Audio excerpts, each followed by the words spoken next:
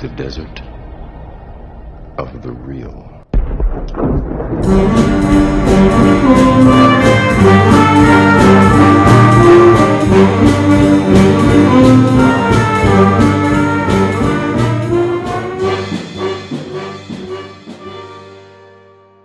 Welcome to the Desert of the Real. I am your host, Ryan Hudson, and joined with me, as always, is Awa, the person you plug your hair into to listen. Jason Deeds. The Desert of the Real is a movie podcast where I force Jason to watch big blockbuster movies he's refused to watch because he didn't think they were worth his time. We are currently watching Avatar and Avatar 2. True. Not Avatar The Last Airbender. No. We're here to ask if Avatar has anything deep to say. We are two English language arts high school teachers, and we have graduate degrees, and we attempt to use our academic training to dig deeply into films. We explore, on this podcast, the philosophy, creativity, ethics, and film studies of art films, and push you, the listener, to think critically about your entertainment. True. I have a sidebar immediately, Deeds. Okay. I was arguing with someone online on the socials. That sounds pointless. Yep. Okay. So, but here's the thing. There is a movie that came out recently, and in the credits it said no AI was used in the making of this film. Oh. And I said, that's good. Movies should do this. Some guy was like, why? I mean, he was actually, for internet standards, very respectful. He's like, can I ask why, basically? And I was like, here's the thing. Get rid of people, the human touch, it involves no creativity, no whatever. Here's his argument. I thought you'd find it interesting. Okay. He asked, like, what's the current state of movies? Are most movies good or bad? That's fair. And he's like, if most movies are bad, then why can't we? Why? What's the harm in using AI to make better movies? Like, that's actually a decent argument. I mean, I still think the human touch is needed and significant. Plus, involves people. So maybe we should just only allow certain people to make movies. Yeah. Yeah. But like maybe you have to have, I don't know, talent or something. yeah, I mean, there's definitely. So, like, we only allow like the Coen brothers and Steven Spielberg and Chris Nolan Here and everyone else.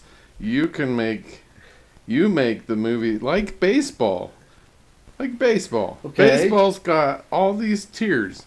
And if you're good enough for, AAA, then you can move up. And then you move up. Why don't we do that with movies? So that we only have... Art, deeds... No, it's fart. Most is art? fart. So, I mean, that's why I thought you'd find that argument interesting. It is, but I don't agree. I mean, I don't either. But, like, Deeds' my point solution of view, the only movies that get into the theaters are the people that have proven that they can make good movies. Okay. Counter How argument. do you prove you can make a good movie if you don't make a movie, though? No, you got the minor leagues, right? Okay. And those get screened to, I don't know. Oh, so is it still a numbers game? You still have to make so much money? Sure. No. I don't know. I just thought of it. But there's got to be some way to like prevent like John Wick from being made and marketed to the mass public. To put John Wick to bed, that can't be your go-to. Put John Wick to bed. Here's the thing, because he needs to be put to bed. Put him to bed. It already kind of is like this though, because people aren't going to go see movies even if they're big blockbusters. So recently, and I haven't seen it, but Tron Ares came out. Sure. And I love Tron. I love Tron Legacy so much. I'm still like, I don't know, about Tron 3. Bombed hardcore. And that's a Disney movie. You know what I mean? I approve then. But like, my point is, people are only going to see select movies. So we're already kind of doing that anyway. Oh, okay. Never mind. Just naturally. We'll attrition ourselves into AI. AI will run the majors and... I mean, there's a lot of... There'll still be the indie underground people that nobody ever sees because they go straight to Netflix's now. It used to be straight to video, now it's straight to Netflix. Streaming has shook everything up. Yep. But, I mean, I just wanted to say, like, we watched all the Marvel movies. And you walked away saying, like, I don't know, 4 or 5 of them are actually good. Yeah. So, like...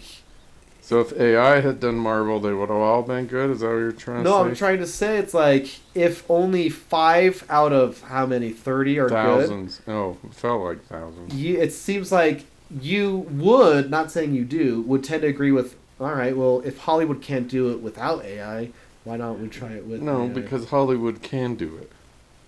They have done it, and they try to do it. And they still do it. Yeah.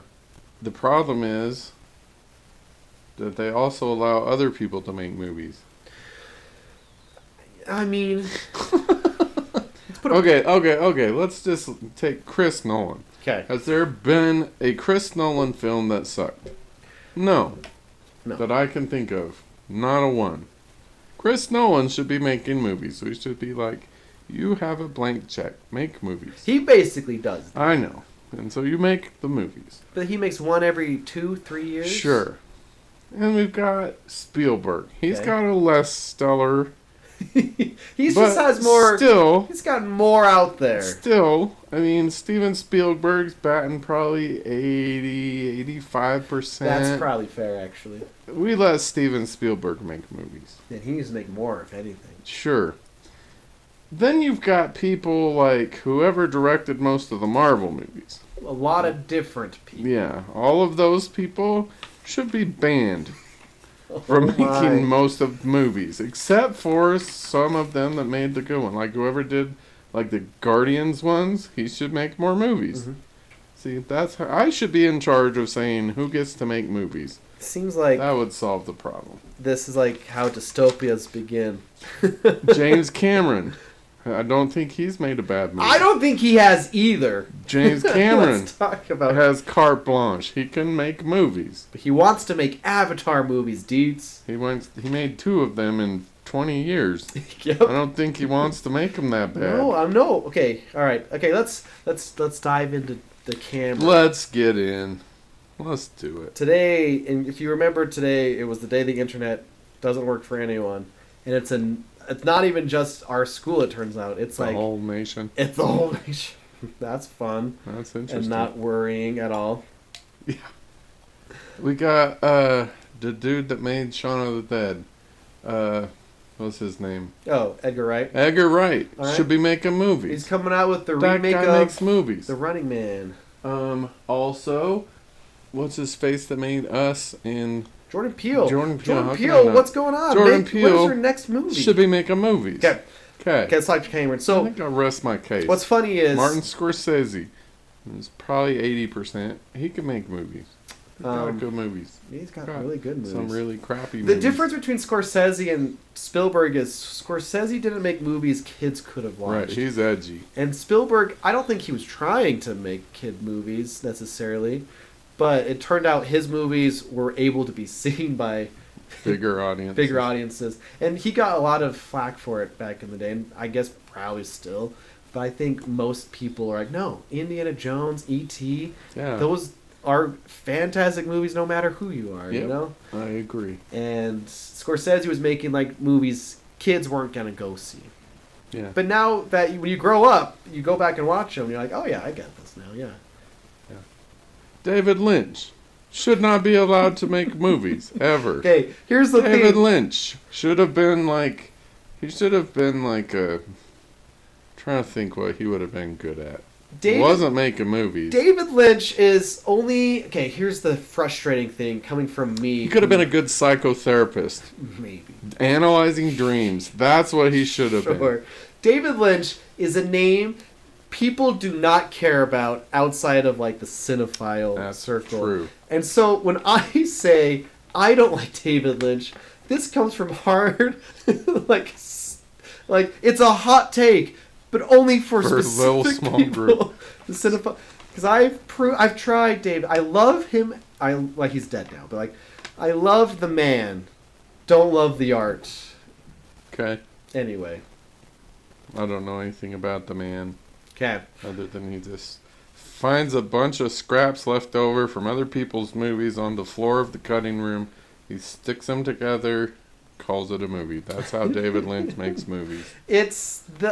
Man, it's the easiest, or not easiest, because if you don't know, you haven't seen Mulholland Drive, you're probably most normal people. Yeah. You didn't see Inland Empire, you're most normal people, but if you're a Lynch fan, I'm happy for you. Yeah. I tried. Congratulations. I'm glad I watched Twin Peaks. I did not enjoy it, which is not the case for most Twin Peaks fans. And that means that you have more stamina than I do. I just realized. I watched the whole thing. I got through 4 episodes and I was like, no, I'm not doing this. Sorry. Okay, but Cameron's different. Okay, anyhow. James Cameron, his first movie is a 12-minute film from 1978, Xenogenesis. I have never seen it. But to my understanding, he went around and got money from doctors and dentists just asking, like, hey, can I get some money to make a film? Oh, cool. And then his first feature film is Piranha 2, The Spine, which most people do not count in Cameron films. Okay, I retract the 100%. Okay, no. People do not count it as a Cameron film necessarily. Okay. Because his next film is Cameron. It's Terminator. Allegedly, he wanted to make a sequel to Alien, and the studio's like, let's see how your Terminator film does first. So Terminator 1, by all accounts, is very scrappy and, low budget, but successful. It's a good story. Yeah, you can see, it's the genre that I personally call, you can see the zipper genre. Like, you can see the how they put it together type of thing. And I love that. Sometimes you can't. It's hard, but Terminator's successful, and he goes on to make Aliens, one of the greatest science fiction horror movies of all time. Incredible sequel in general, basically. Probably the best sequel ever, maybe, other than T2, maybe. He's got a short film. Then he's got one of the ones I haven't seen, The Abyss. Oh, I love The Abyss. Which is underwater. And it's very good. Right. It's very tight. Like, the tension is very... Like, it doesn't let up. It's really good. Then comes Terminator 2. The best sequel of all time. Judgment Day. And then, True Lies. Another one I admittedly have not seen. But, he's kind of... He hasn't had... I think it's the one where they shoot a rocket through... Accidentally, it goes through the window of one building, out the other window, and through the open thing of a helicopter and out the other side. Pretty cool. Sounds stupid. Okay, and then where he literally gets the blank check forever is Titanic. And it's got a very, very similar legacy that Avatar has. Like, most movies do super well, a lot of it's money opening weekend. If you're lucky, weekend 2 and 3 and 4 are also moneymakers. But oftentimes, that's not necessarily the case. Titanic and Avatar, similar trajectory. But the thing that makes them different from almost all other movies is they just survived for weeks. So the line graph would be skyrocket up, it reaches a point, slowly goes down, and then for weeks and weeks, if not months, just... was on the bottom line. Still making money. People were just going back to see it or finally checking it out. Yeah. Just having a theater life for all that time. The only Oscars that I've ever watched was the Oscars that year, whatever year that was. Yeah, that came out in 97. Yeah, and everyone was making jokes. Yeah. About, here's another one that he's nominated. Oh yeah, it's January. Here he is again. And then, like, whatever the animated short one was or something, the guy gets up and, like, I represent the only genre that you will hear today that James Cameron cannot possibly be nominated for. So it was that good. But what are your thoughts on Titanic? I have never seen it. Wow, okay. On purpose. Because now you're protesting. No. I feel like you should watch Titanic. I feel like I probably should. But... it's kind of... I'm a huge Leo DiCaprio fan. Like... it's kind of hard to deny. Just about every movie I've seen him I love. So... he's good in Titanic. I mean... yeah. And it's so big, it's been... that's why I haven't seen it. It's like, it's even been memed to death, or... before memes existed, it was like, just... spoofed to death, all that Titanic stuff. is actually a perfect example of our introduction. I have refused to see it because it was just universal blockbuster movie. And like, I don't know if it's perfect, but it's, like I said, it's hard to deny, like, there's a lot going on for it, you know. Also, it's a heavy pathos movie, and I don't tend to like those terribly much. Yeah. Well, but maybe people someday, are dying, and maybe you someday, don't want them to if die. they release Titanic 2, we can watch it on the pod. Okay, so The Rising. Here's the funny thing. With his Titanic money, James Cameron's like, I'm doing whatever the heck I want. And he starts deep sea scuba diving. Nice. You know? He has a documentary that comes out next, technically. It's all about, it's called Expedition Bismarck. And then he has Ghosts of the Abyss. He's just at the bottom of the ocean. Doing his thing. In fact, he might even have a world record for being the deepest person, in the world. Oh, really? Like, to this day, it still might be true. Oh, He's just, that's pretty cool. Going down in the submarine. And his next, literally, he's got 3 documentaries all about the bottom of the ocean. His next movie after Titanic is Avatar 2009, and he literally he could say, "You can't say no to me. This is the house Titanic built." Yeah. He literally had complete control. And that was 2009. His only other film was Titanic 2, which came out in 2022. It did? Yeah. Are you lying? What? There's not a Titanic 2. Oh, I apologize. His next film is Avatar 2. What would Titanic 2 be about? Avatar 2, The Way of Water came out. Titanic strikes back. The icebergs will suffer. The ship comes. I don't care about the polar bears. It's got like a flamethrower. Anyway, so his filmography is relatively short, but basically no misses. At least financially. Well, I would say probably also just in terms of great filmmaking. Yeah. Yeah, the man, by all accounts, who knows, maybe isn't even the most pleasant man, whatever. There's plenty of records of him being super strict or maybe close to being, rough around the edges, but at the same time, he's got a specific vision, and he wants, and, sometimes you gotta be that way in the industry, probably. Probably. You gotta be you gotta know what you want and get what you want, I guess. Yeah. But the thing is, he makes good movies. He does make good movies. I should watch The Abyss. You should. It's really good. Yeah. In fact, I should watch The Abyss again.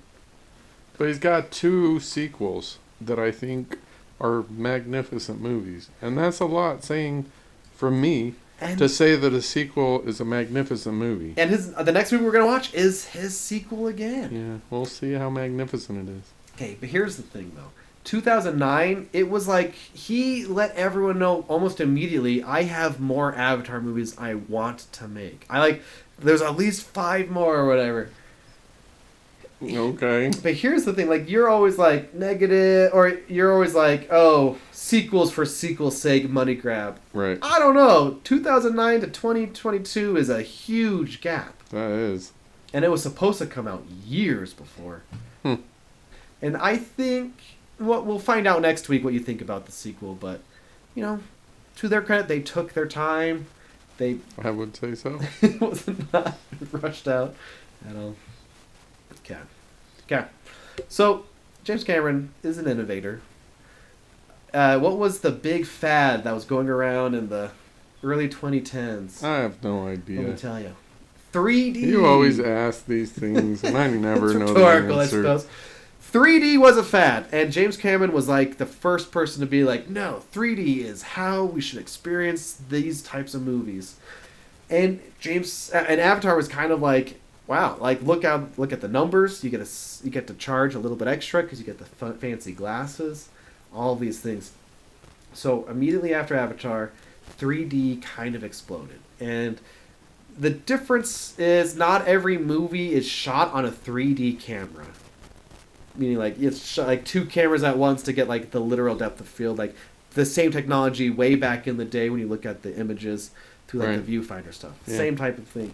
So a lot of movies around this time were altered after the fact to become to make 3D. them 3D. And I remember this was all my high school. A lot of movies were trying the 3D thing, basically. And some movies really lean into it, meaning like they have the visual gags. Let's have a thing reach out at the audience. Right. And like now it's just weird. But it wasn't until I saw a little movie called Toy Story 3 where it clicked in my brain, oh, this is why people like James Cameron are pushing for 3D. 'Cause it's not about, technically, it's not about the gag or like the image that jumps out at you, like you'd see at like a theme park. It's the layering. Right. That's what in true 3D is like meant to. It allows be you different. to shoot in the foreground, the mid. And you can see the difference. Right. Yeah. Because, and I keep saying here's the thing. That's on a T-shirt somewhere. I asked some of my good pals their thoughts on Avatar, and 2 people made Avatar: The Last Airbender jokes, which is funny. I asked their thoughts. One of my friends said, "I hope the Earthbenders win," and another friend said, "There is no war in Ba Sing Se," and I responded, "This is good feedback." Then I got my hot take is that if you don't see it in a theater in 3D, then it's completely forgettable. That's your brother. This is not my brother. It's a friend who's never been on the podcast.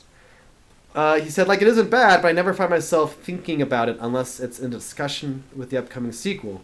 Another friend followed up and said, I would agree. Seeing Avatar in 3D in the theater was one of the most unforgettable yet forgettable movie experiences. It felt like I was seeing something I had never seen before in a movie I had never seen.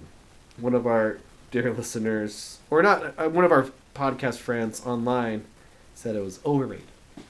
Interesting. Okay. And me, 2009, I'm like a freshman, basically. Okay. And I don't think I appreciated the 3D elements when I saw it in 3D, which I did. I remember seeing it with the goggles and everything. Cool. And then they want you to donate the goggles back, but no, you punch those lenses out, and you have the lenses you wear for a few times. I remember it opens up with him in the capsule thing, and you see a couple droplets. Yeah. And I'm like, oh man, 3D is so cool. It's coming at me. But then there's no other gag necessarily. So my brain was like, oh, what was the point of the 3D then? I wanted things flying in my face. But it wasn't until the next year, like I said, like, oh, that's what 3D is supposed to be like. Not gags, but depth. Yeah. And even like Avatar 2, which came out years later, 3D's mostly gone away. There are still 3D screenings that exist. And that's part of the draw for these movies. Is like, we got to see the way the technology was meant to be seen type of thing. And it's hard to deny. My friend's kind of right. Yeah, I don't know if you've seen a movie like this before. Yeah, I haven't. But your student teacher was like, I haven't seen it in 15 years. That's like about when it came out. Right. So, I guess, is this movie only of value if you saw it on the biggest 3Dist screen ever? Well, I guess that depends on what you go to movies for. Yeah. Like, I love this movie. I still do, because of its, like, the depth of the philosophy and the ethics of the movie. On this watch, I noticed some, warts. Yeah. That I hadn't noticed before. But, so for me, I don't do blockbusters for the sake of it being a blockbuster and big crap happening and whatever. I go to movies to learn about myself, to learn about other people, to learn about the world, to be intellectually challenged. And that's probably why, movies like John Wick I don't like, because there's no intellectual challenge there. There's no it's visually. The more you bring I'm it just up, saying the more it. we're gonna watch it on this podcast. I'm just saying it. Visually, yes, it's very impressive. Uh-huh. Like all of choreography is pretty amazing. I get that. That's not why I go to movies. I'm not interested. I mean, how would I say this? If a movie is just choreography, and that's all it offers, like John Wick, for example, I mean, I can appreciate, yes, it looks pretty great, but that's the end of it. Like, it doesn't stick with me. I don't think about it. I'm not challenged by it. It's just a movie where a guy does a lot of cool stunts and kills a lot of people, the end. All right. Right? Okay. And so, if that's how you go to movies, I think Avatar is magnificent. And I would wager most people do that, though. Like, I don't want to think. I just want to see. That's implicit in everything. To learn about humanity. Yeah. To learn about what it means to be human. All right. I bet we could learn about what it means to be human from John Wick. Okay. Yeah, that's easy. So, yeah, I don't even remember what your original question was. It was people thinking this movie was not worth revisiting. Right. So if you're only going not to think, not to be challenged, not to grow or change, then yeah, it's probably, I mean, it was awesome at the time, very visually amazing. The effects look good. I would say they're on par with Jurassic Park, the first Jurassic Park. The acting is largely pretty good with a few exceptions. So we want to know a fun fact about the acting. James Cameron asked Matt Damon to be Jake Sully. He would have been amazing. And he said, I can't because I'm booked with Bourne Ultimatum. Yeah. But here's the thing. And Matt Damon's talked about this. Because, no one knew Avatar was going to be the biggest thing. Cameron offered him an insane deal in hindsight. It was something like you'll get either 5 or 10% of the revenue. Wow. Like, and if you put that to $2 billion, Matt Damon has said on talk shows, there's not an actor alive that's turned down more money than I. Yeah. But then we have the actor who it is. He did really good. Sam Worthington was living in his car when he got this job. Oh, really? Yeah. Wow. There was also, so he came out in Avatar, kind of like nothing really. So he's completely unknown? Not completely. But he is cast in Avatar. It's basically the first movie most people will have heard about. Right. And then what happens is he kind of is in a lot of things all of a sudden. Like the same year, probably because people know James Cameron picked him out, he was in Terminator Salvation. Which I'll defend. That one... Okay, here's the thing. Why not? James Cameron made the first two. Right. Great movie. He didn't make Salvation. Terminator 2 is like, what if we made it bigger and better? And amazing. Yeah. Terminator 3, not a Cameron film. What if we made it worse and smaller, Right. Salvation is, let's do Terminator, but let's make it 100% different. Let's have it in the war, in the future. I think they should have ran with that idea. Because Salvation's like John Connor, who was played by Christian Bale. Really? Mm-hmm. It wasn't a hit. That's why you forgot it existed.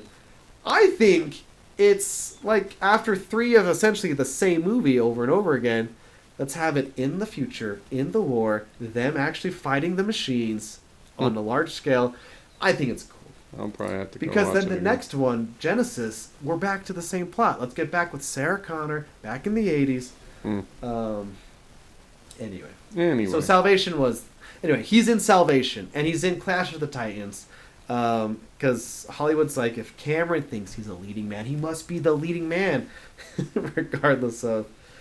And then his career meanders. He's in Horizon American Saga, which I think he's good in. Anyway, and then Avatar 2, after a lot of movies that are not as well known as awesome. But for a little bit there, everyone's like, he must be the guy. Until he proved that he wasn't. I guess not. I like him, though. Yeah, he's good in this. This movie was in the works for a long time. Like, people for years were hearing rumors and rumblings in the distance. But the thing is, Cameron's basically waiting and also working on technology. So let's go all the way back. Actually, the first motion capture movie is technically a Sinbad movie, but no one's seen it. I've never seen it. It's hard to see. I don't know. It's probably not even good. But they had the first main motion capture movie is actually Final Fantasy: The Spirits Within, a movie I have not seen. Also a huge bomb. You couldn't deny this motion capture thing might have something interesting. Okay. Also, they could not animate hands or faces yet.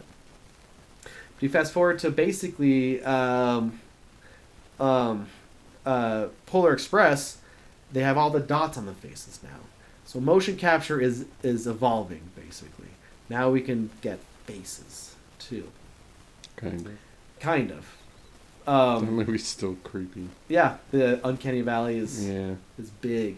But, like, what Avatar, it, like, does a whole bunch of things that we take for granted now, but just invented it.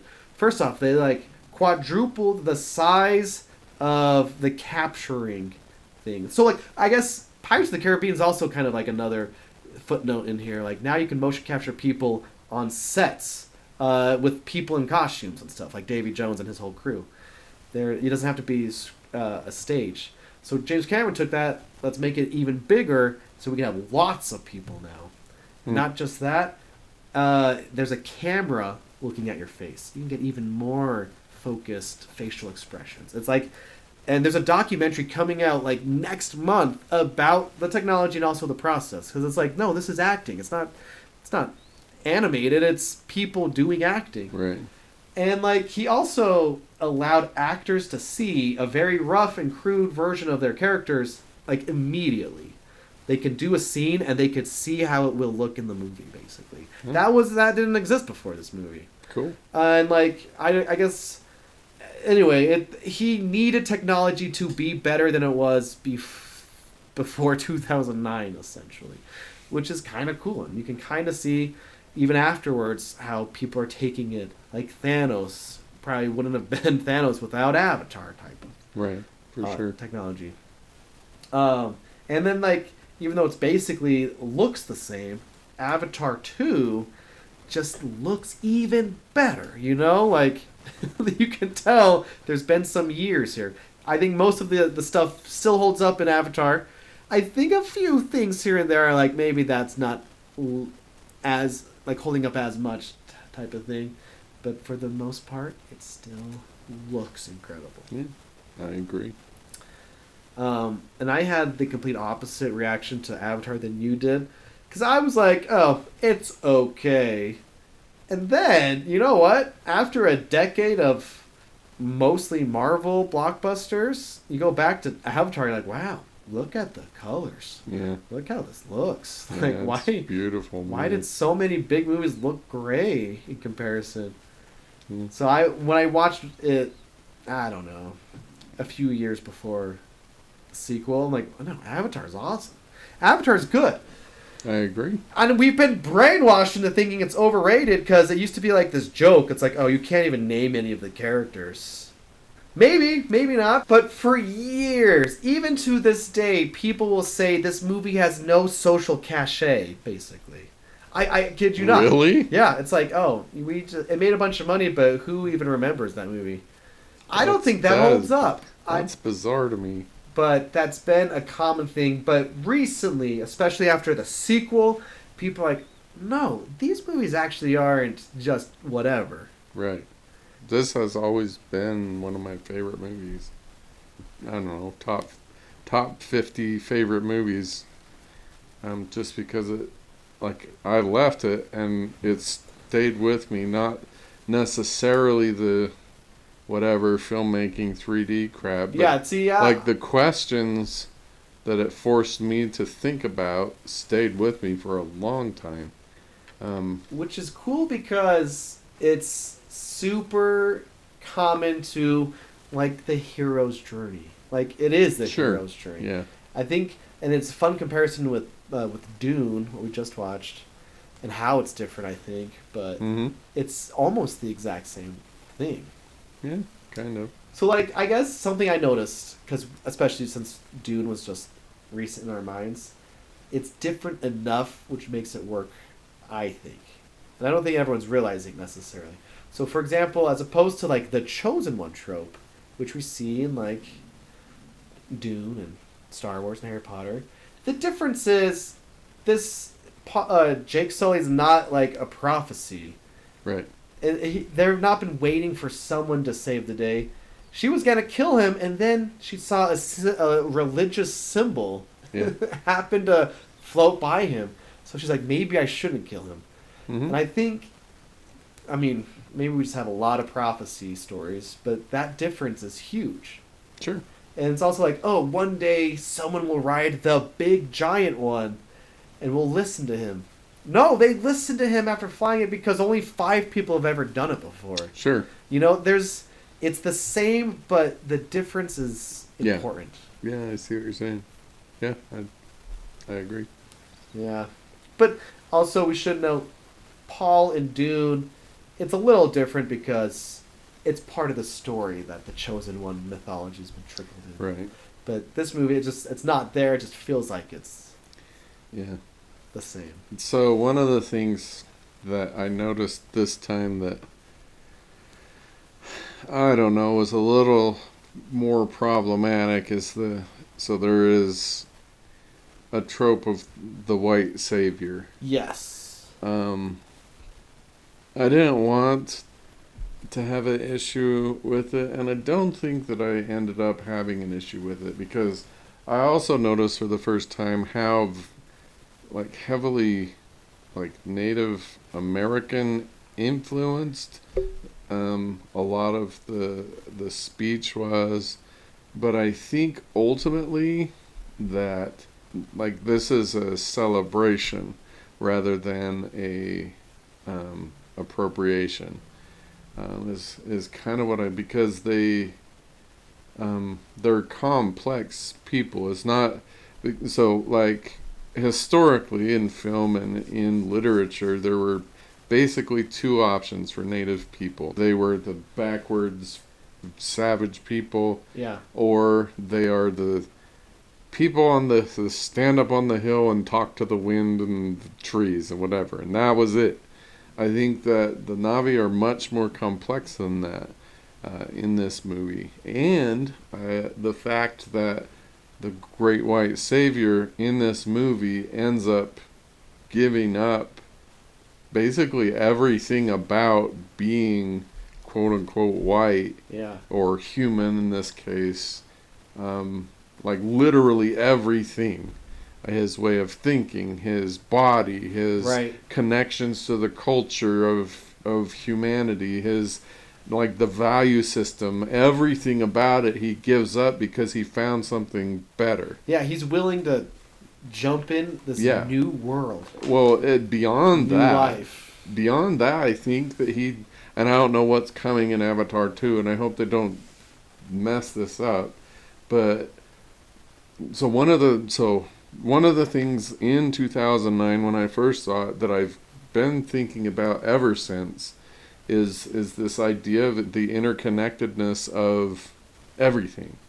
And that's not unique to Avatar. It's so like Carl Jung, for example, has the idea... Jr.? Jung, J-U-N-G. Anyhow, he's got this concept of the collective unconscious. Like the idea that all of humanity is still available. And we have this shared unconsciousness across all of humanity. And so we're influenced not just by, our genetics or our upbringing, but this shared pool of knowledge and experience and whatever is influencing us. Is that in like an inherent thing, or a thing we're all a part of it? Okay, wait, I'm trying to wrap my mind around that. I mean, that's all there is to wrap around it, is this idea that all of humanity and all of humanity's experiences are still here.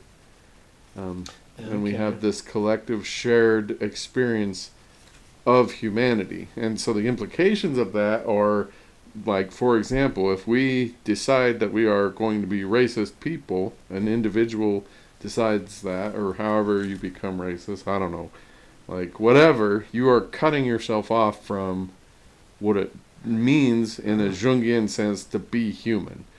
And so I would bet at least part of what influenced Cameron in making this was that idea of the collective unconscious. So we see that with this tree of souls, is that what it's called? Yeah, I forgot. Whatever. But that idea that they're all here, they're all still here. I mean, you see it in a lot of Eastern film, in Eastern religions. Yeah. Like, just to pull an example that probably everyone's seen, we got Mulan, right? Those people are all still there. The ancestors are still there. They're still influencing. They're still pertinent and important. Yeah. But this movie takes it much further than that. It's not just the collective unconscious. It's not just the ancestors. It's everything. Yeah. Everything is connected to everything else. Yep. And I think that's a fascinating idea. Go ahead. Oh, I mean, that's why it's kind of fun how this movie kind of has a cake and eat it too situation with that. Yeah. Like, Awa could literally be a deity that is real to, like, in the story, but also you'd be like, yeah, or it's just that system that's all connected. That's what it is. Yeah. I was watching, I watched it in chunks, but I finished it at my parents' house, and my sister was watching, or she was in the room at least, and she was like, so does this count as a deus ex machina when all the animals come? And I'm like, yes.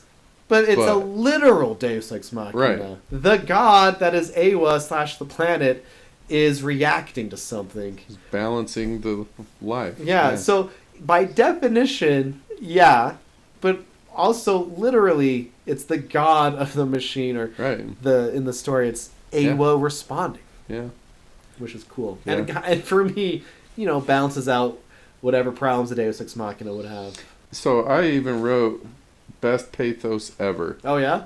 For that scene, because Natiri, when she's shouting, Awa has heard you, that was probably a flawless moment, pathos moment, because as far as any of them know, Awa is not going to hear them, not going to intervene, not interested. Like, Awa just keeps the balance, and that's it.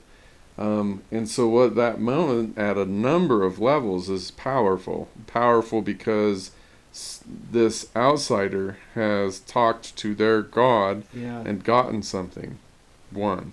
Powerful because that means that the Na'vi people are right.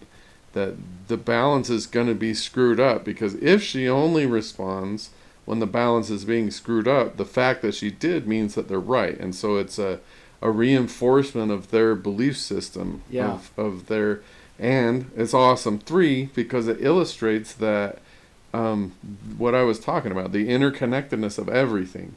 So the big home tree gets destroyed, and they're destroying this part. Apparently, they screwed up enough stuff that the world responds and fights back. So that's awesome, just a magnificent line. And if we're just looking at, oh yeah, that's Deus Ex Machina, I know that because this is a blockbuster and we have to have those things, you're going to miss all of that depth and the richness of that one moment and how important that is.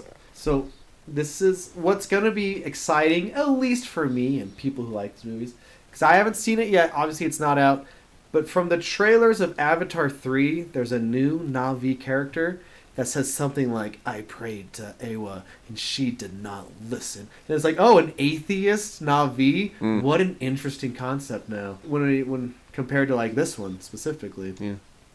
Another common criticism of this movie is, you've seen it before, it's Fern Gully with blue people, it's Pocahontas with blue people, it's Last of the Mohicans with blue people, it's Dances with Wolves with blue people, and like it gets boiled down to basically that, and people are like, oh yeah, I guess that's true. That's not true. Or like Dances with Wolves, this movie specifically is tied, I think, unquestionably to indigenous people. Yeah, for sure. And at the time, Dances with Wolves got praised because, in very real sense, it was the first movie that depicted indigenous people most accurately, or in it's more than just one or the other of one those, or the other. yeah. Not white people with brown Right. skin on. But even then, I saw a member of the tribe that it depicted. It's like, it was great to see like this representation on screen, but we don't need a white man telling us how to fight, Right. that type of thing. But compared, I think Avatar is a good step in the right direction. For one, it does have, like, it has people of color and indigenous actors in the Na'vi. It's Right. not trying to hide the fact it's very Native American coded. Right. But I think what Jake Sully does and his character growth and where he ends up, it feels separate from being boiled down to white savior trope. Right. only. In many ways, I think it's the repudiation of that. Uh-huh. Because in the white savior trope, the white savior comes in superior knowledge or technology or money or way of viewing the world, and they come in and they save these poor backwards morons, and then they go away back to their whatever. Mm-hmm. I think this is very much the opposite of that. The white savior, quote unquote, comes in, sees this is a vastly superior race, system of belief, etc., etc., etc. Screw my white culture. Yeah. That sucks. They are barren. They're void. I'm embracing this. So in a lot of ways, I don't think this is really even comparable to any of the movies that you just listed. Even though that, to this day, gets thrown out. Yeah, I think that's an inaccurate reading of this movie. I, at the time, I don't know, 13 years old, didn't know James Cameron by name. I don't even think I had seen Terminator at that point. But I remember on Facebook messaging someone else, like, why is this a big deal? And someone, in 2009, I remember, he's like, people have been like waiting for this for a long time, but essentially the trailer makes it look like Fern Gully blue people. Like, it's been that way this whole time. Well, I guess. But I think disagree that's completely. a reduction, and it's a lack of critical thinking if that's all it is I would to agree. you. Thanks, Dietz. I agree. This, in case you weren't ready yet or haven't caught on, we both like this movie. And if you don't, you're wrong. Well, no, but you better have good reasons for not liking it. You're right. Maybe. I don't know. Okay. But the Bond thing. Yeah. It's just fascinating to me. Because that's not just this movie. That's a part of a lot, if not most, of the Native American religious experience. And it's also a part of like Taoism, for example. Everything is connected. It's all interwoven. It's also even a part of like the environmental movement.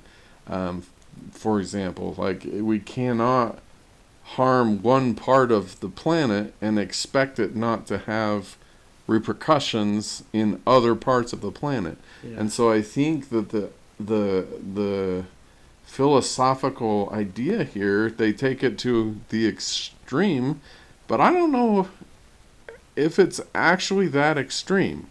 Like, but in Avatar, it's like literally there is a connection. Like the little white thing, whatever they are connected to everything. It's all literally connected. I think that's interesting. Like, I've thought about it for years, and I don't know if that's so wrong or so off. Like that the plants are, like we even have like the redwoods, for example, are all almost essentially one tree. Because of how interwoven the root systems are. Yeah. Or like fungal colonies, like mushrooms. They're all basically the same. They're all one thing. Yeah. Like it's not, I don't feel like it's that big of a leap to start thinking about, okay, so is it all connected? Are we all tied together? Yeah, we're still individuals, but there's a part of me that isn't an individual. There's a part of me that is Dietz, family Dietz, like, and that's not absurd. Like, I'm a part of a family. There's also a part of me that's a part of this church group, like this argument. Millions of people that all are connected by this belief system, And we can just keep going to the point that, yeah, everything is interconnected. And therefore, if that's true, how we treat one aspect of this interconnected world has ripples. It's the butterfly effect. And so we have got to be more cognizant of how we treat fill in the blank. Yeah. Because treating fill in the blank poorly is going to have repercussions in other parts of our lives. Yeah. And I think that's a really interesting argument that this movie makes, that if we're not thinking or paying attention to it, we're going to miss it. Oh yeah, cool, the white thing's connected to his brain and whatever. I think it's much more than that. It's a deep philosophical statement about the world that we live in. So anyhow, that's also, depending on where you're from, it's different too. For example, there's a time where I lived in Maine, and it's like you're either from Maine or you're from away. Yeah. And there was a joke I heard where it's like someone who wasn't born in Maine but lived their entire life in Maine, and then they're dying and they're driving and they're going as fast as humanly possible, and they die a second before they cross the Maine border. They'll be like, "Oh, an away man died," as opposed to like someone who was born in Maine and then went and lived their whole life in China and died in China. Local newspapers would say, "Local Mainer died today." Oh wow! You know? So it's like this New England concept of you are from here, as opposed to different parts of even the United States. It's not even like that at all. In a way, like, you're right. But, like, even if it's not like that where you live, there's still a sense of that. Different ways we're connected in different things. See, like, that connection's important. Here's a fun fact. Maybe not fun fact, but why Avatar? Why is it called Avatar? Well, the Sanskrit word avatara means a descent, and is used to describe how a deity, like Vishnu or whatever, comes down to Earth in a physical form to restore balance. So, why is Avatar Last Airbender called that? It's because that character is basically a deity. He can do all the elements, not just one. And he's the only one that can do it. In this movie, it's like they are going into a body. Sure. Like, in the Sanskrit, the deity comes in the form of a body to be on Earth. So it's that's cool. Taking control of a body, basically. Is the Avatar. All right. I love the Sigourney Weaver's introduction to this movie. Yeah. She opens up. She's in Where's the my pod. cigarette? Where's my cigarette? She just is so strong right away and has one of the best lines ever. And when she finds out that he's a Marine and not a scientist, they're pissing on us without even the courtesy of calling it rain. What a good line! I agree. Oh, man. Yeah. That's Sigourney Weaver has chops. Yeah. She's a great actress. So here's, unobtainium? Yes. Okay, what's your problem with unobtainium? The name is stupid. Okay. Okay, that's it. Here's the fun fact. I agree with my Jacob, my student teacher. He's like, yeah, there's just so many placeholders in this movie. They're like, we don't know what to call it. We'll just put unobtainium there and we'll fix it later. Okay, here's the fun fact, Deets. What? Unobtainium, the word, was not made up for this movie. Oh. It, as a concept, existed way before this movie. Oh. But what is it? So unobtainium is a term for fictional or hypothetical material that is difficult or impossible to obtain. It originated as an engineering term in the mid-20th century to describe material for products but not yet available. So, yeah, it's unobtainium, but it's also just a scientific term. No. Yes, it is! Sure. Okay. It is. It's still dumb. No, it's not. Okay, I love it. The thing is, it's a scientific term. It's not even invented for this. Okay. I don't know how many times I've seen this movie. I have never noticed until this viewing that the businessman, he just has Na'vi artifacts in his office. Yeah. He's got a necklace. He's got a bow and arrow. Mm-hmm. Never seen those before. And I mean, it's a little thing, and it's not necessarily super deep, but it's also, I think, very true to history and how people will take over something and like use their stuff as decoration. Yeah. He has no idea. He has it displayed in his office, but he doesn't even. Right. It's not. It doesn't mean anything to him. He doesn't care. And, it's a domination move. yeah. Your useful thing is now my decoration. Yeah. So, the CEO guy, whatever, and the military guy, colonel or whatever he is, on this watch, I think the characters themselves in the writing are just like, we need this type of a bad guy here. Yeah. I would say the army guy is worse. I would agree. That I would say is the worst part of this movie is I would maybe agree. how cartoonish she is. Yeah. Yep. Because like the end of him, which is apparently not the end of him. But, you don't know. Well, you already spoiled that. No, I did not. Yes, you did. What happened was you were looking at his IMDb. That's true. I spoiled it for myself. The reason he's jumping down there is just, we must kill things. Yeah. I military. I kill whatever it's kind of. Yeah, it's ridiculous, but it's exciting though. No. I disagree. It's exciting. It was not exciting. Okay. It was, for me, anyway, because it was just dumb at that point. He was just... But I will admit... He's a caricature. Right, he's a caricature. I will admit when he pounds into the... whatever the little hut is where the bodies are, that was a little exciting. But the whole fight thing... Like why, if you have a Goliath or whatever it's called thing, why would it have a knife? Because it's cool. It makes no sense whatsoever. Okay, that thing is not going to have a knife strapped on the back. First of all, it's got friggin' bazookas and explodey crap. It's not going to have a knife on it. Okay, first of all, I love that the guns and knife aren't like built into it. They literally have to hold a giant gun. That's cool. Sure, and different. But if you think if this is a military thing, and there are dangerous things out there... But it's a friggin' armored suit. It's not going to have a knife. Having a giant knife isn't out of the question. That's dumb. Anyhow, that's really my only complaints. It's him. And the CEO, yeah. Him and... But the CEO is a little more rich of a character because you can see when the tree goes down and when the fighting is going on, he's having some... like reservation, like some second thoughts, some like disgust in himself, but ultimately the money is God. I think what makes him work for me is there's that scene where Sigourney Weaver, when they bulldozed one of the sacred trees or whatever. Right. And Sigourney Weaver's like, you can't just do that. Like, this is sacred to them. This is like when she explains the whole connecting thing.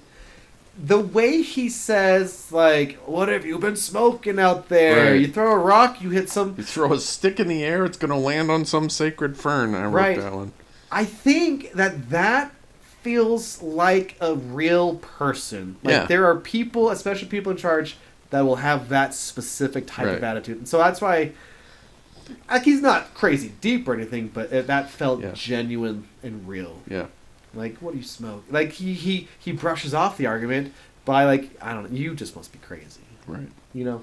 Which is another one of the things that I love about this movie is so in my English class, we spent a whole trimester looking at the various components that make up a culture. So one of the other reasons I love this movie so much is that it's not just a surface level culture that the Na'vi have. It's a very rich, deep, and you can see that a lot of thought has gone into understanding this as a complete culture, a complete system of being. Their face paint, their clothes, their artifacts, there's thought put in. Right, but it's beyond the physicalness of it. It's the way that they interact with the world around them is deep and rich. It's well thought out. And so you can go through I think there are 17 of these cultural dimensions.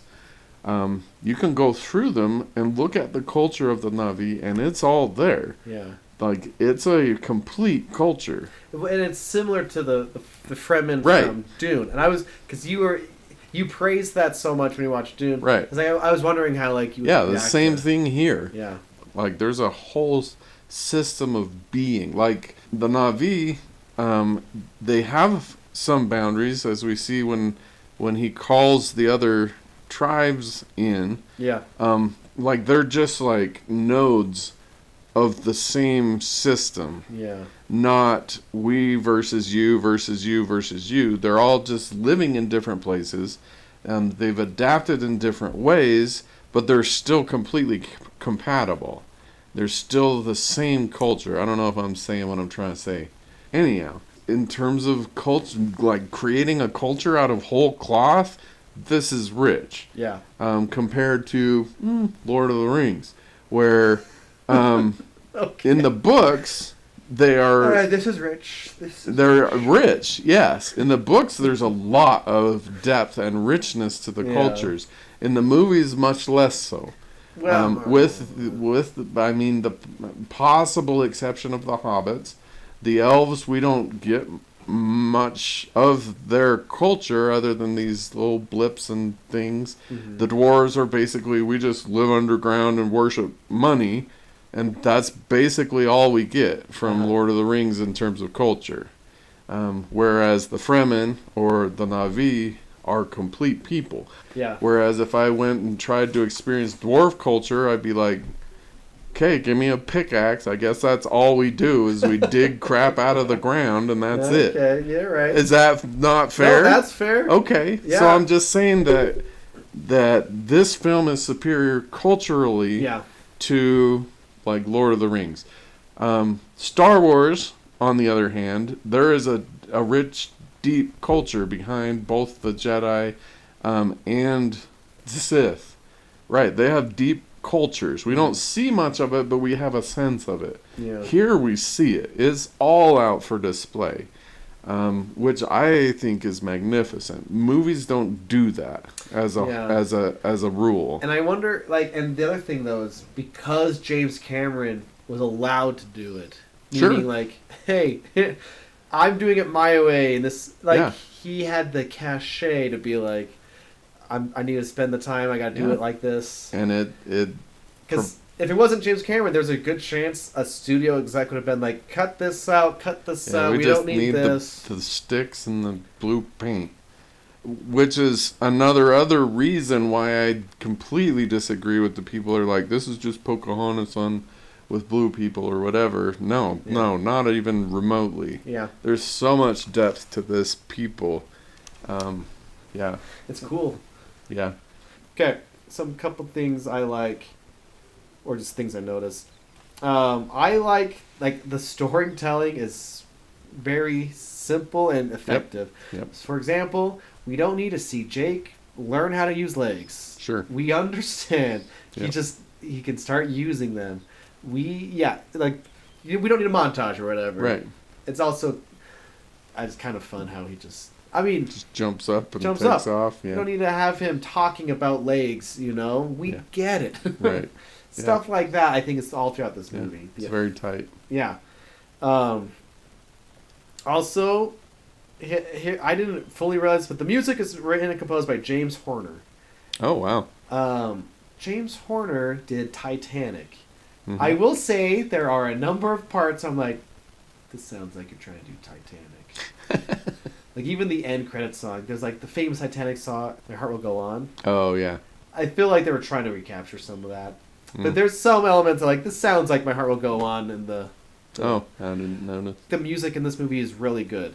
And then like an hour or an hour and a half in, they hit you with the banana, that theme. It's like, like when the tree's falling down, it's like a distinct, oh no, this is bad. Oh, right. And it's like, oh wow, here's like a new musical theme.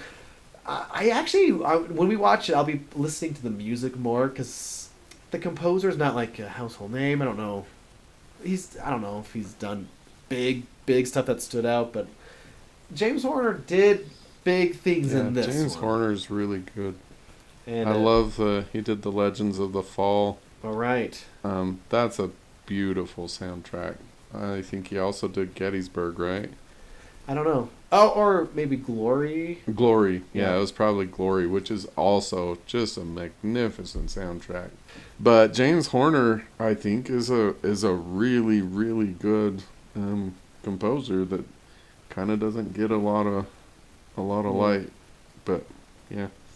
So Okay, here's part of film studies aspect I wanted to highlight. This movie is mostly CGI. One reason why it works and why our brains accept it, besides the fact that it looks impressive, is that the camera will always obey camera rules. So, the best worst example is the sequel to Pacific Rim, which is not directed by Guillermo del Toro like the first one was. You'll have the camera like zooming and flying or whatever. It's breaking rules, you know? okay. Avatar will not do that.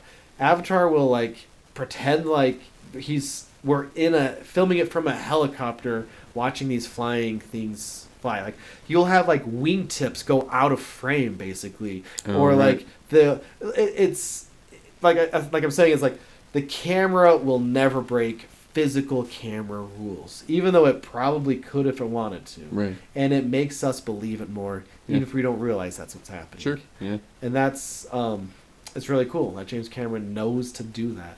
Yeah. He's one of the directors that should be making movies.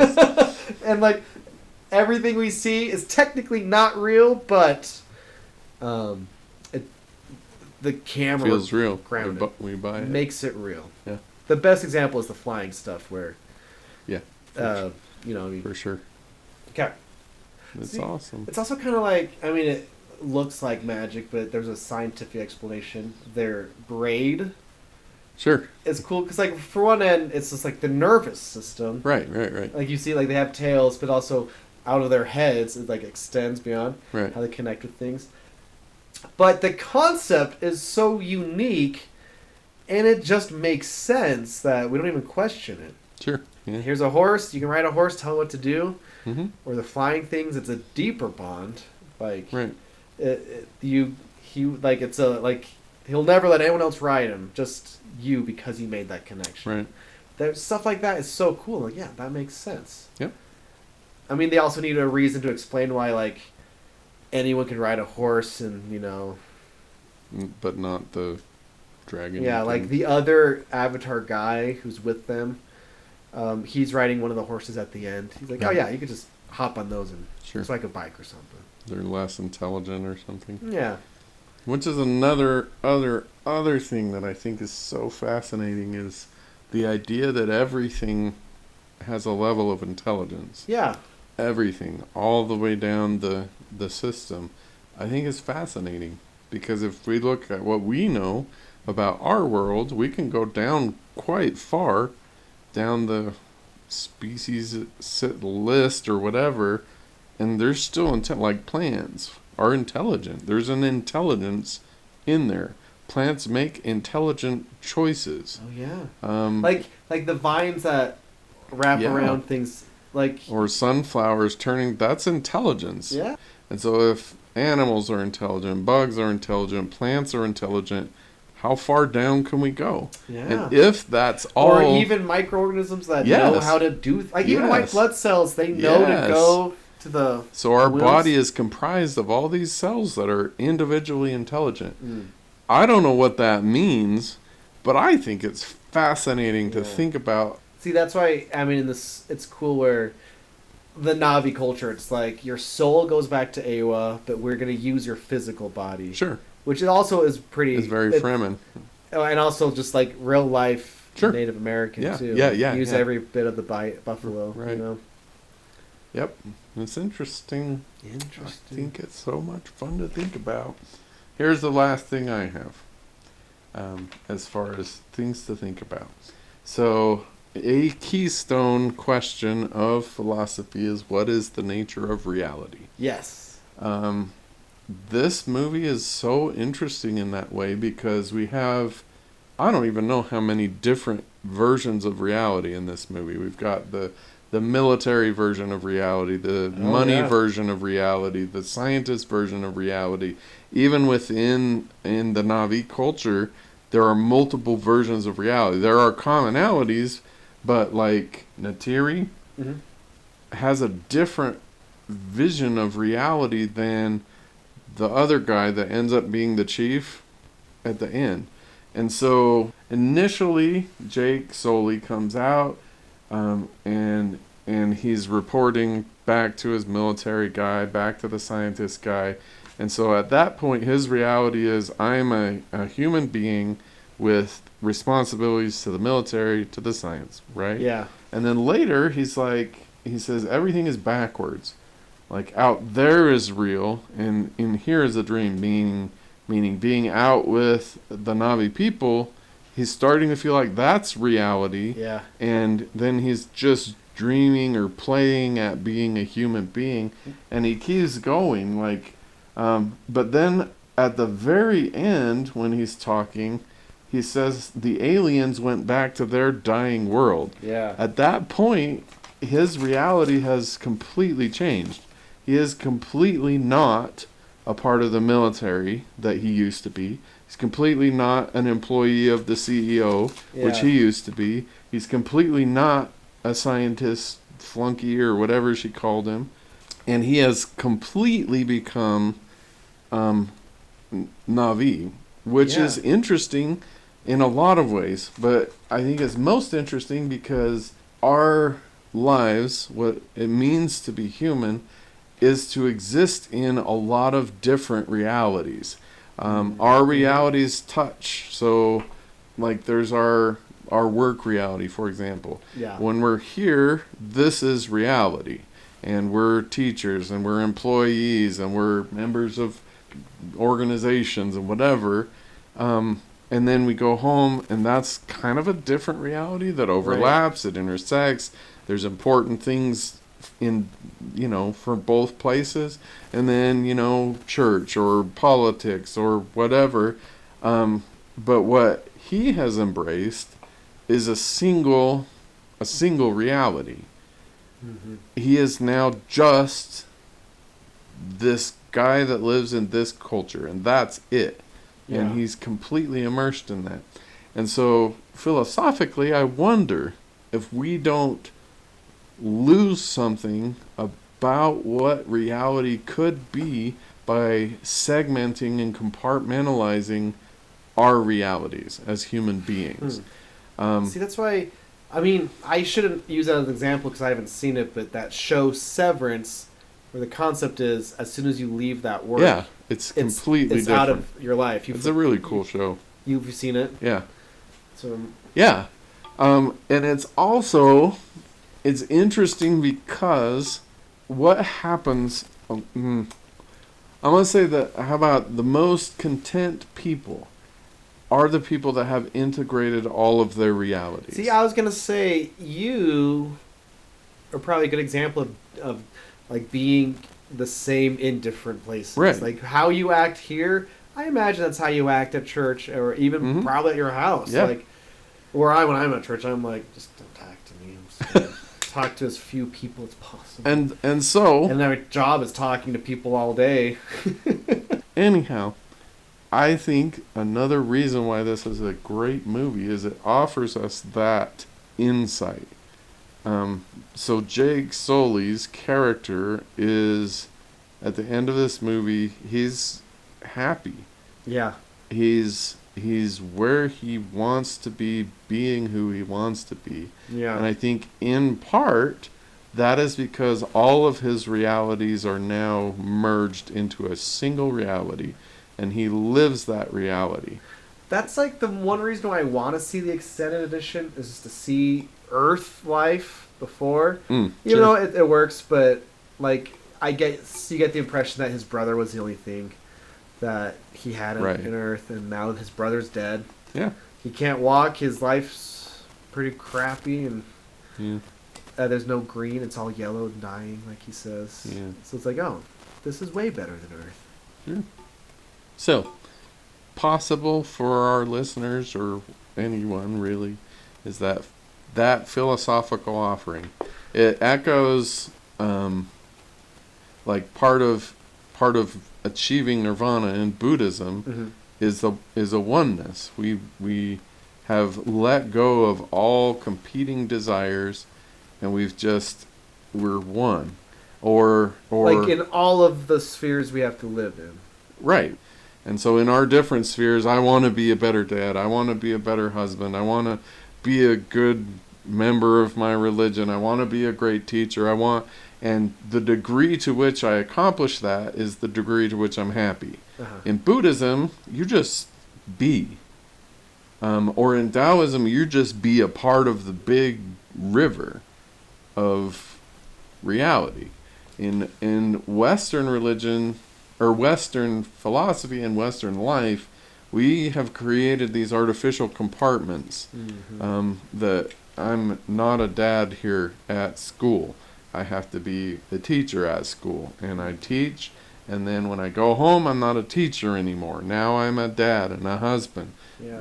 I think this movie offers us potentially a better way to live. Like, you're always a dad. You're always and the dadness and the husbandness and the teacherness and the religiousness all feeds each other.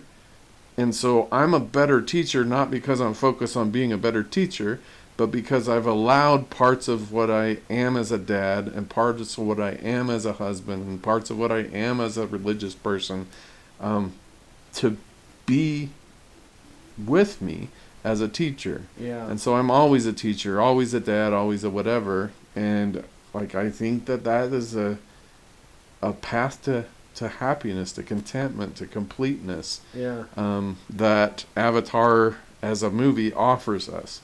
That I don't know that I've seen in many other films. Because, literally the last thing is he opens his eyes, fully Avatar. And he sees.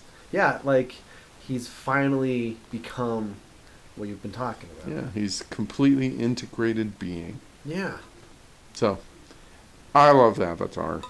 Even though it has the military guy in it.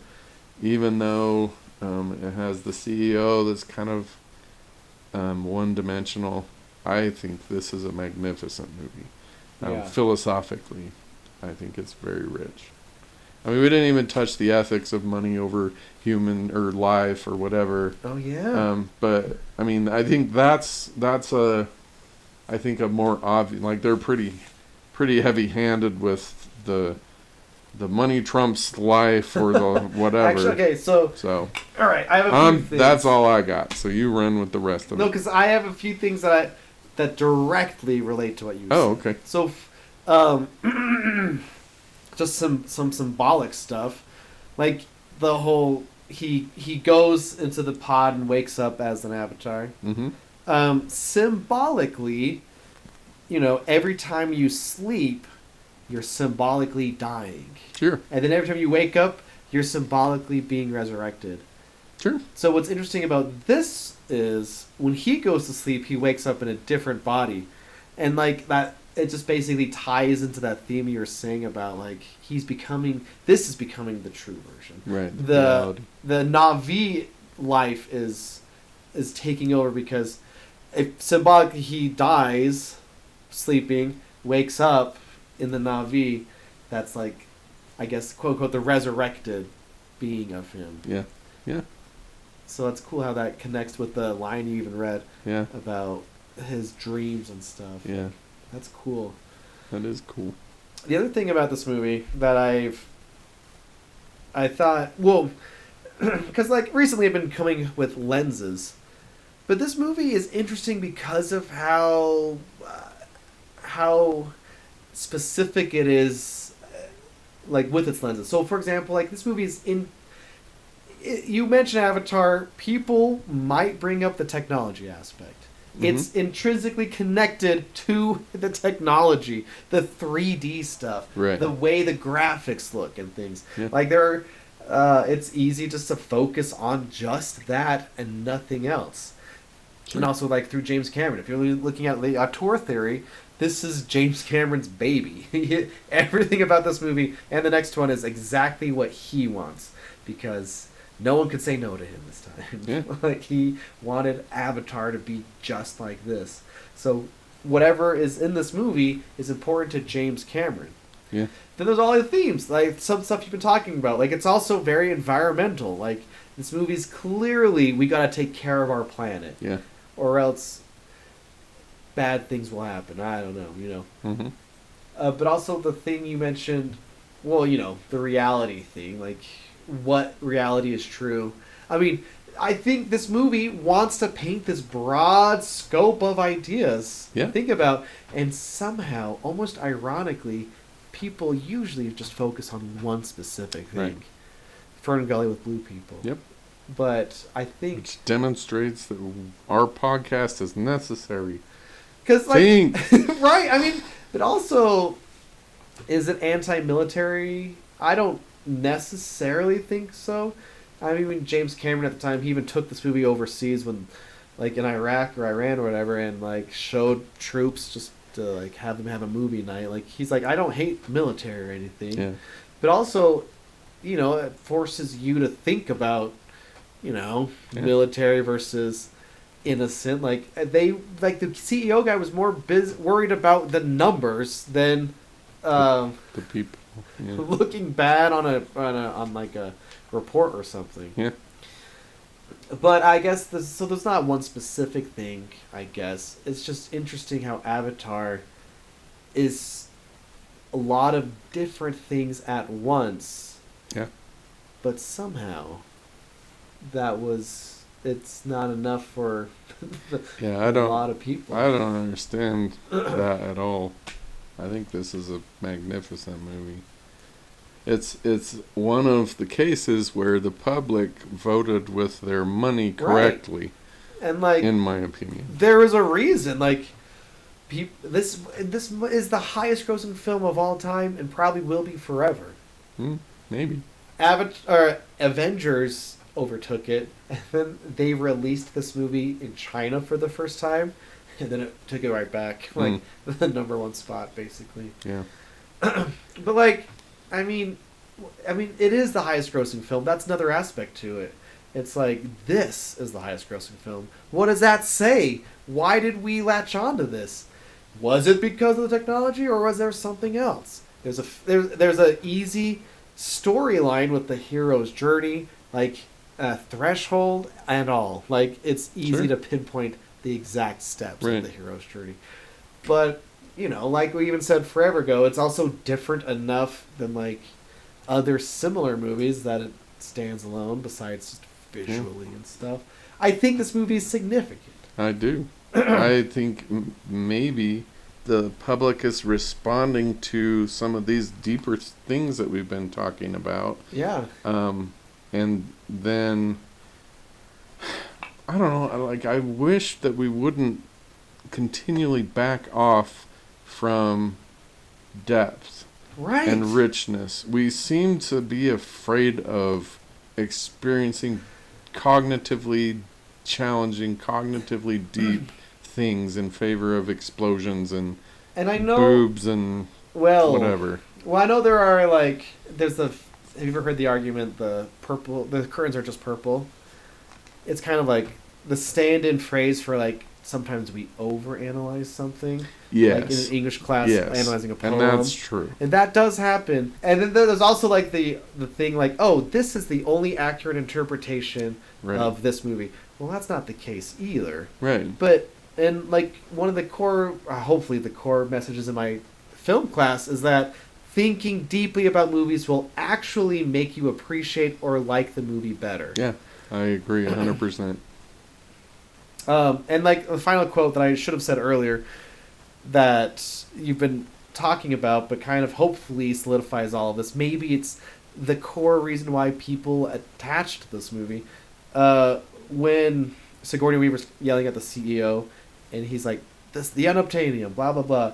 She says, the wealth of this world isn't in the ground, it's all around us. Yeah. So that's the connective thing you've been talking about all this episode. Like we are connected. Like, if you want it in real life, having money isn't going to fix you. Right. It can help. But the real things, the real wealth of the world right now is what's around us. Yep. Being connected to people, having family ties, connections. It's connections. Like you were saying. I'm just kind of repeating what you said, but I think we long to be connected. And I think we even long to be connected to nature. Yes. I was just out hunting, which, I was trying to find an animal to kill. But, like, when you're outside, there's no service anywhere. You're just on top of mountains sometimes, seeing for miles and miles. The beauty. And it's like, there's something, like, significant as a human being to be connected to nature. 100%. Absolutely. And like I mentioned in Dune, but we were hunting where there was that giant mine where they're mining all this phosphate. The mountain is just gone. In a small sense, it felt like the Na'vi looking at their tree home being knocked over. It's like, wow, this used to be a mountain, and now it's... Well, the trucks are huge, but they look tiny. They're just taking away by the scoopful of a mountain that used to have trees and animals on it. Yeah. And there are signs that say, oh, it's good, it'll grow back. Or, like, I guess, but it's gone now. It's gone now. Like, oh, it took 10 years to get to this point. All right, well, I killed my first deer on this mountain, and now it's not even there anymore. Wow. I have one final, mostly an anecdote. There's a movie called Babylon. And in the movie Babylon, it's about the transition from the silent era of film to the talkies in film, and the 20s to 30s and stuff. This movie is uber rated R. I'm not saying to go watch it, because there's a lot of stuff in it. However, and spoilers for the ending, a character goes to see a movie the first time in years, and it's Singing in the Rain. And it's kind of fun. But then the movie takes the viewer on an insane montage of film, and from the beginning of film all the way to Avatar, basically. And like, you're seeing clips of things, stuff I would not have seen if I wasn't a film studies major, with a degree, like, oh wow, these are some obscure stuff. But like, you see snippets of all of these movies, and even Avatar, and it's like, yeah, Avatar belongs in the great montage of all film. Yeah. Like Babylon is telling us, which is cool. That is cool. That's cool. Anyway, Avatar is good, and like my friends literally said, like, I watched it once, no desire to watch it again. I don't know. I think you should. I think we should too. And here is a hot take. I think the next one's maybe even better. Wow. Will you think so? I don't know. Maybe not. But well, I'm cautiously optimistic. Yeah. Like I said, this is one of my favorite movies of all time, and generally sequels screw things up. So, well, here's what I'll say. It's somehow huge and tiny at the same time, which is really cool. The one thing that makes me optimistic is this is James Cameron. Mm-hmm. He's already given me 2 other movies that are also my favorite, that also happen to be sequels. Yeah. So if anyone can do this and make a better movie than Avatar, I think it would be him. Because Aliens, I think, is a better movie than Alien, and T2, I think, is a massively better movie than the original Terminator. See, and that's why, like, the remake part of sequels is sometimes justified. It's like, because it's like the same thing, but just way better, you know? Yeah. It's like Terminator on a budget now. Yeah. So we'll see. I'm optimistic. There are moments where, like, yeah, this wouldn't have been in a movie if James Cameron didn't make $2 billion last time. Yeah. You know, they're just letting him make his specific thing. And you'll probably understand exactly what I mean when you watch it. Like, sure. Anyway, what's interesting about this movie is there's a whole middle chunk which is kind of its own movie, where he's learning the world. To be that. Yeah. Because I was like, oh, it's been a while since we checked in with those military guys. But, like, I don't care. I get to watch him ride this dragon thing and whatever. Yeah.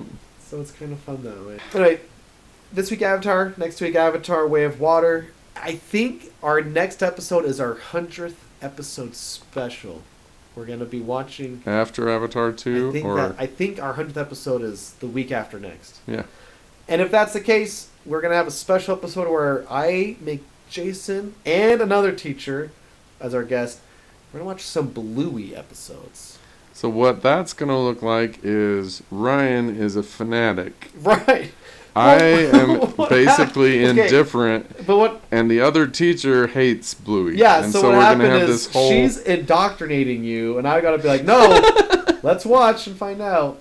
So you're going to have the whole gamut with that episode. I'll have 3 episodes handpicked. So that'll be fun. Yeah. And then we'll get a Jason's Choice, and then Harry Potter, baby. And at some point, 3 other teachers here are going to take over to give you an apology for Twilight. So I don't think it's an apology. I think it's a praise of Twilight. I think it's... I'm sure it is. They are all fanatically, passionately in love with Twilight. Yeah. And they would not allow me to do an episode on Twilight because they did not want to hear... It would be funny if in the future we did do Twilight. Anyhow. Anyway, we love you. We do love you. Thanks for listening. Thanks for listening. Think critically. Think critically. Like, take some of this stuff that we've talked about and just, like, play with it in your mind. Yeah. Like, I love doing that. That's my favorite. So, go have some mental playtime with Avatar. Well, did you know, and maybe this is part of it subconsciously, this movie came out, there were people who wanted to live on, whatever this planet's called. They wanted to live in this movie. Oh, wow. They went to seminars or like there were things where like, how can I dream about this? It was that fanatic. It's like, that's crazy. We gotta... I mean, not crazy. Well, I mean, that's a little interesting. bit. But it's like, we want to train our brains or whatever so we can dream about this. That's how much we want to get in there. Wow. There's something to it. That's good filmmaking. Yeah. Anyway. You're on the list, James Cameron. You are authorized to make movies. As long as there are more Avatar sequels. James Nugent, you go wash cars. I forget who. That's the Birdemic. Birdemic. You go do something else and don't ever look at a camera again. Anyhow, we love you. Love you. Bye.